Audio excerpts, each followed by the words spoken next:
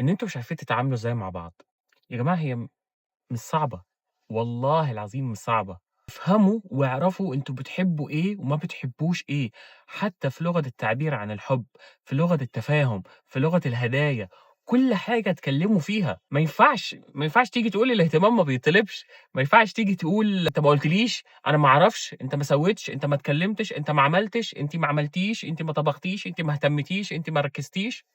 آخرتها إيه؟ اوصلوا لنقطة تواصل ما بينكم، ما ينفعش بعد 5 سنين، بعد 10 سنين جواز تيجي تقول أنا مش عارف أتفاهم معاه. لا يا حبيبي، الغلط منّك من البداية، الغلط منِّك من البداية. إيه لغة الحوار ما بينكم؟ إيه لغة التفاهم ما بينكم؟ لازم توصلوا لنقطة مشتركة، كل واحد عنده لغة تفاهم مختلفة، سواء ولد سواء بنت. تلاقي علشان تقدروا تحلّوا بيها مشاكلكم. نسب الطلاق زادت، الطلاق بقى كده.